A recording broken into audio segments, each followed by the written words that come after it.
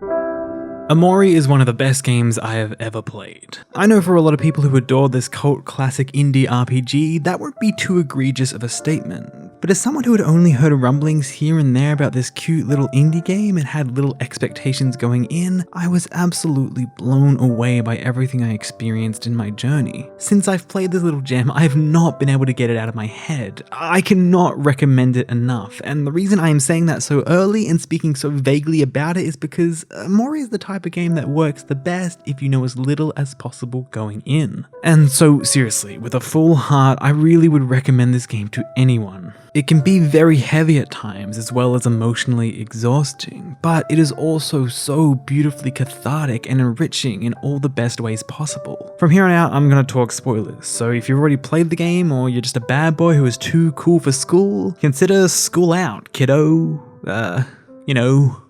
How do you do, fellow kids? At first, Omori is just a quirky, Earthbound-inspired JRPG. It's bright and colourful, it's so ridiculously funny and charming, the music is so fun and energetic, and as a JRPG, I think it actually does things better than the big boys themselves. There's no random encounters, thank God. Instead, you run into enemies on the overworld. If you want, you can simply avoid them, but the game feels really well balanced so that you're never falling too far behind or getting too far ahead level-wise. The combat is turn-based, but selecting your actions and attacks feels so snappy and responsive that every fight is so well paced. And I love that actions selected one turn are remembered so you can just hold down A in a very satisfying fashion. You've also got this super interesting emotion system. Think of rock, paper, scissors, but with the different emotions triggering different stats and strategies. It's a super cool twist on the decades-old playstyle that also links right back into the story, which is something the game does incredibly well. Not a single concept, mechanic, or aspect of the game is for waste. Everything connects to everything in this beautifully intricate way, both for the gameplay and the story. For example, the game has a very strong motif of photographs. You see them in the various photo albums, when you tag a friend to be a party leader, and as the portraits of your party in the battles. But the use of photographs is equally as important in the story, used both as a literal narrative tool as well as symbolizing the precious innocence of childhood none of the characters can return to. The expertly linked use of mechanics is what I think helps make a lot of the heartier moments of Omori hit so well. There's no dissonance or disconnect between playing the game and reading the cutscenes. I feel a trap loads of games, both indie and AAA, get into is prioritizing gameplay over story, or vice versa. Yet Omori always has a finger on the pulse and is masterfully balancing both while interweaving them in meaningful ways, and it's like watching a masterclass in motion. The world you explore in Omori is so good. It's colourful, bright, bleedingly charismatic, and again, it is just so funny. So many of the gags have been laughing out loud and wheezing like an idiot. There's this one boss fight where you have to fight this sprout called Sir Maximus, and then when you defeat him, you have to fight his son, Sir Maximus II, and then his son, Sir Maximus III. It's so stupid. And anytime pop idol sensation Sweetheart was on screen was such a fun time with many giggles to be had. But as the game goes on, it sort of stops being that quirky Earthbound-esque JRPG. Bits of horror seep in, things don't seem quite right, and then in a sudden change of direction, we wake up. We're no longer playing as Omori, but as a boy called Sunny, and we begin to inhabit the real world and explore the other half of this game. The walls of fruitful, blissful fun are torn down to expose the harsh reality of our characters, who are all grown up and dealing with the grief of something that happened between now and the glorified perfect childhood days we explore as Omori. Omori is a psychological horror by its own definition, but where it twists and starts introducing these scary bits of imagery, the game doesn't ever feel cheap or unexpected in an unsatisfying way. Where a lesser game would just turn into gratuitous gore and violence for violence's sake, Omori cleverly transitions into this parallel narrative, having scary, frightening and disturbing imagery and moments act as the thread that connects and weaves these two extreme oddities to one another.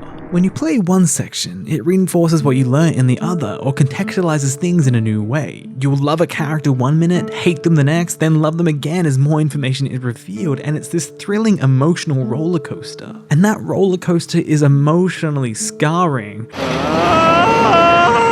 One second you'll be full of laughter, then the next you'll be sobbing, and I have never cried at a game in my entire life as much as I did with this one. The way the game reveals its twist of Mari's death and then lays out the pieces of its mystery was so beautifully haunting. I have never played a game where a simple gameplay mechanic that had been there from the start suddenly becomes this emotionally harrowing experience when new context is added. The cheerful and happy save point picnics you frequent often are the imagined longing of the sister you love who is no longer there, but in this perfect imagined world, she can be. I feel like the game weaponizes the innocence of childhood. Half the story takes place in the dreams of Sunny, as Omori, who creates this false reality of simpler times where he and his friends just hung out and had picnics and everything was carefree and fun. And in the real world, it's about those friends reconnecting years later and moving on from the grief of their friend's death. It brilliantly combines the melancholic nostalgia of days gone by with the harsh reality of the present, with Mari's suicide acting as the literal tormented crossroad between the past and future.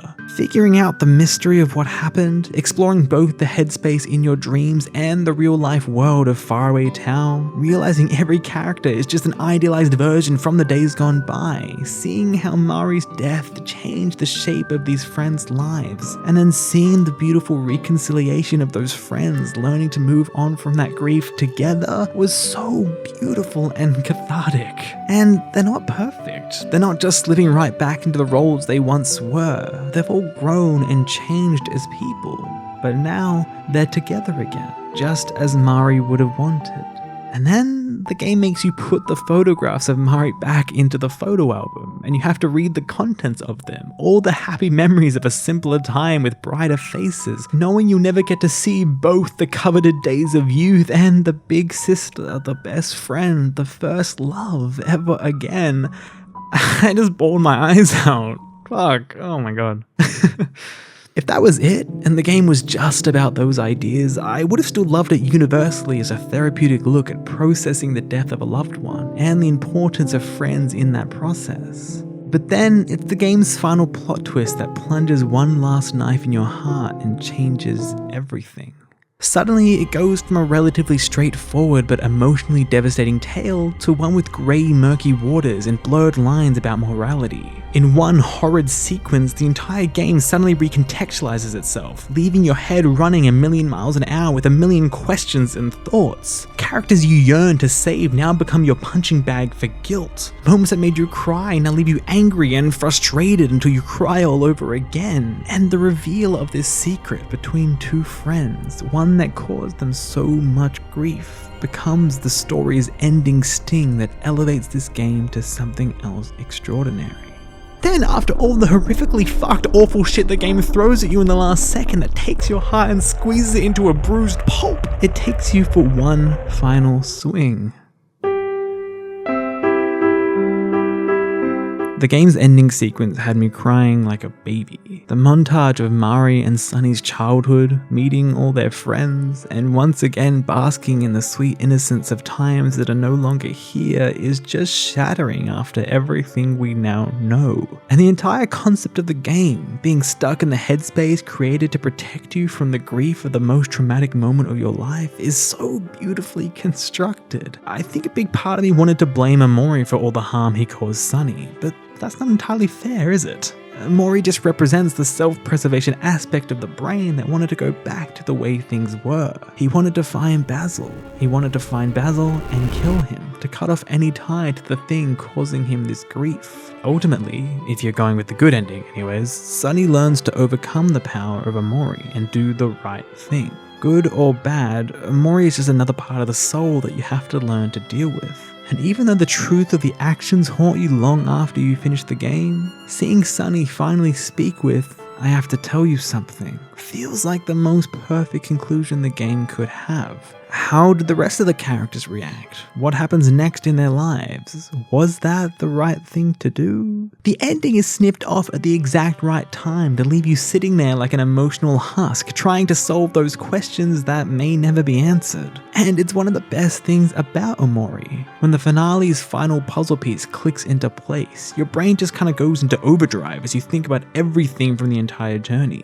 Again, nothing is for waste, everything connects and means something to some other part, and it's so beautifully assembled and presented. It's a harrowing game, but one that leaves such a remarkable impression. And again, when it ended, I just... Usually when I finish a game, I indulge in all of its media. Memes, the soundtrack, fan art, all that sort of stuff.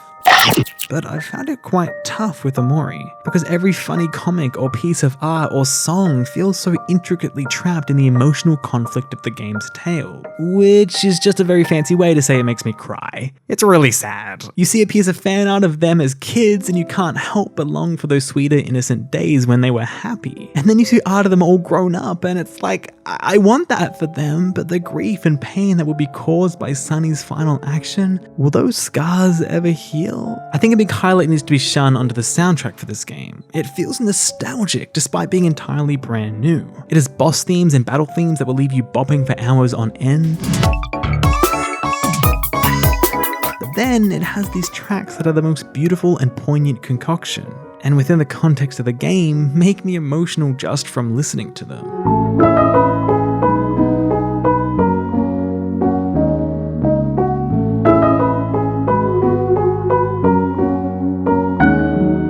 It's not just that they sound good, but the tracks are also doing clever things. For example, Mari's theme is piano dominant, while Omori's is exclusively violins. Their duet is a combination of the two, which is just a more complete version of the isolated piano on the title theme, which doesn't revolve past a couple of measures before looping, as if to show, right from the very start, that Mari's absence in Sunny and Omori's life is the key conflict of everything, and oh, it's just so smart. And also, this song is really sad!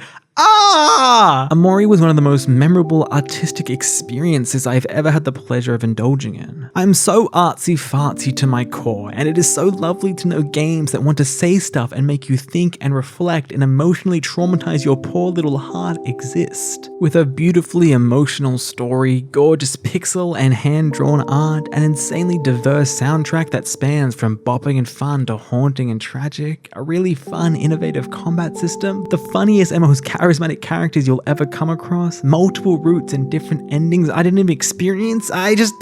What an amazing game. Every day since I finished playing it, something else about it clicks in my head, or I read a comment linking to things I never thought of, and it's just insanely thought out and connected. And I just personally love when the things I play make me engage and sit on my brain for weeks after I have finished with them. I didn't go too in-depth to the story here like I usually do, which is a combination of kind of being tired of making insanely long videos, and also because I don't know how much of what I say can add to the wondrous piece of art Omocat and the team delivered. If you did watch Not Caring for Spoilers, I tried my best to kind of be light on the details, because I really think you should experience this for yourself. But if you do want to hear more from me, please let me know. Omori is incredible. It's beautiful, profound, so funny, so fun, and such a memorable experience. One I will never ever forget.